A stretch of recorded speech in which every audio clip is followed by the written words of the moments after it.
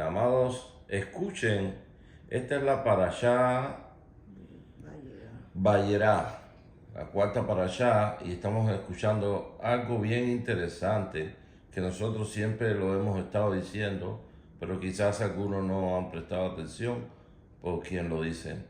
Pero es Torah, y precisamente tal como nosotros creímos y pensamos, así el Rúa se lo dio a este hermano, y quiero que ustedes presten atención y puedan discernir quiénes son los que realmente les sirven y los que no les sirven, los que obedecen y los que no obedecen. Escuchen, por favor.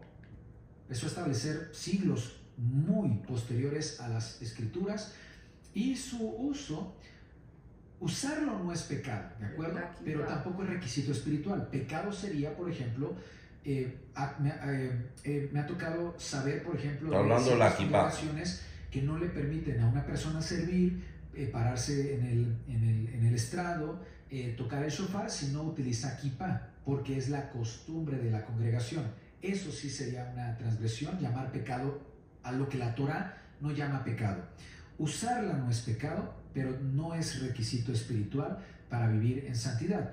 Cubrir la cabeza como símbolo de reverencia se relaciona más bien con un contexto que sucedía en el santuario, en el Mishkan, donde los sacerdotes precisamente tenían que cubrirse la cabeza en ese sentido y portar una diadema, o en este caso una placa que decía santidad para Adonai.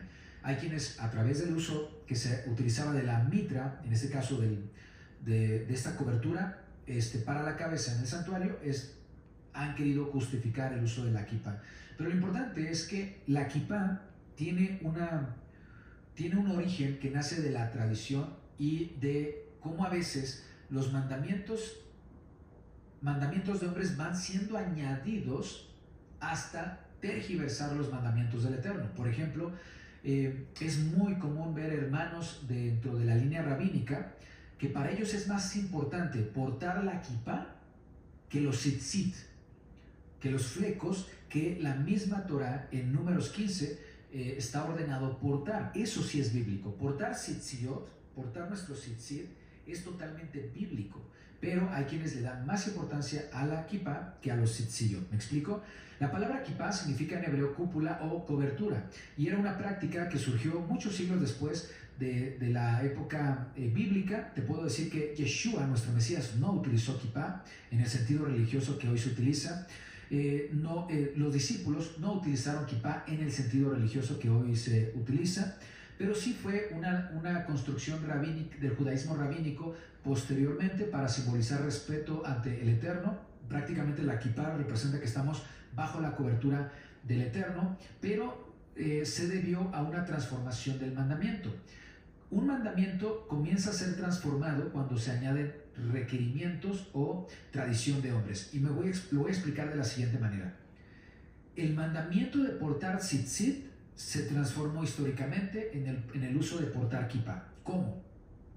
Portar tzitzit es un mandamiento que viene en Números 15 y que establece que debemos portar tzitziyot en las puntas de nuestro vestuario. Con aquello con lo que nos cubrimos debe portar tzitziyot. Esto es para recordar que tenemos un compromiso de obediencia a los mandamientos del Eterno. Después pasó de no solamente portar tzitzit en nuestra ropa, en nuestro beged, en nuestro vestido, sino que se desarrolló un manto religioso.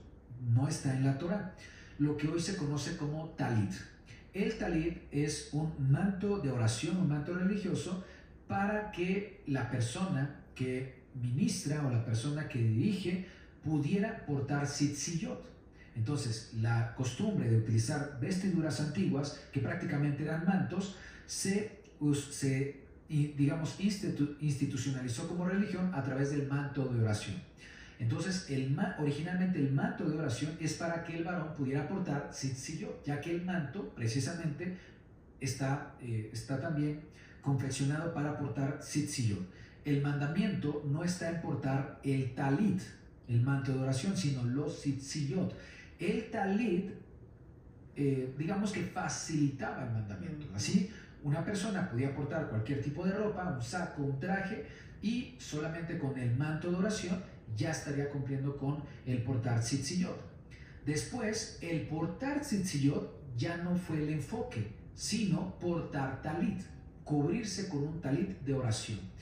Ya el enfoque no estaba en los tzitzit, sino en el talit. Y el talit se volvió como un requisito religioso para ciertas ministraciones o ciertas labores relacionadas con lo espiritual dentro del judaísmo. Por eso, aunque una persona, pongamos el ejemplo, ya portaba tzitzit en su vestidura, además de eso se requería el talit, manto de oración, para cualquier labor, ya sea de enseñanza, rezos o cualquier práctica religiosa dentro del judaísmo rabínico. Después se presentaron las persecuciones, el antisemitismo, la persecución contra los hermanos de judíos, y empezaron a ser discretos con sus prácticas, de tal forma que el mandamiento de portar tzitzit pasó al enfoque de portar talit. Una persona judía es aquella que porta talit, y el talit se le dio la representación de que estamos bajo las alas del Eterno, bajo la cobertura espiritual del Eterno. Ahora, para no evidenciar y evitar la persecución o el señalamiento en tiempos hostiles para los judíos, entonces el mandamiento que se volvió de hombres, cubrir la cabeza, la Torah no hay un mandamiento de cubrir la cabeza, el mandamiento es portar tzitzit, pero se convirtió en cubrir la cabeza. O sea, se tergiversó el mandamiento de portar tzitzit, después portar tzitzit con talit, y después la importancia estaba en el talit, y se le dio el peso espiritual de que debe ser cubierta la cabeza, en el entendido de que estábamos bajo la cobertura del Eterno. Luego, para evitar las persecuciones, el mandamiento se volvió más discreto. El mandamiento de cubrir la cabeza pasó del talit a la cobertura más mínima posible, y establecieron que la palma de la mano, ¿sí? Lo que sea la palma de la mano, lo que pueda uno cubrirse con la palma de la mano, ¿sí? Por eso cuando en una sinagoga una persona no tiene una kippah, se cubre con la mano, porque el mandamiento ahora es cubrir la cabeza, un mandamiento rabínico. Y el talit, cubrirse la cabeza con talit, pasó a ser cubrirse la cabeza con la mínima superficie posible, y eso se transformó en una kippah. O sea, históricamente el talit se convirtió en una kippah, y el mandamiento de hombres se volvió cubrirse la cabeza con una kippah. Y así un judío se podía poner un sombrero y ya no evidenciaba su judaísmo en entornos hostiles. Entonces eso nació más bien de un mandamiento como tal de hombres, pero no que viene de un mandamiento de la Torah.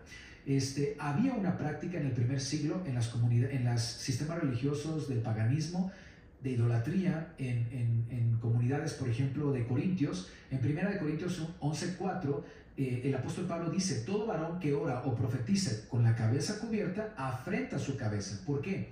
Porque cubrirse la cabeza sí era parte de algunos sistemas paganos o de idolatría que había en el entorno de Corintios. No es casualidad que también en el sistema católico un obispo, un cardenal, incluso el papa, que se considera la máxima autoridad dentro del sistema católico, usa también una kippah.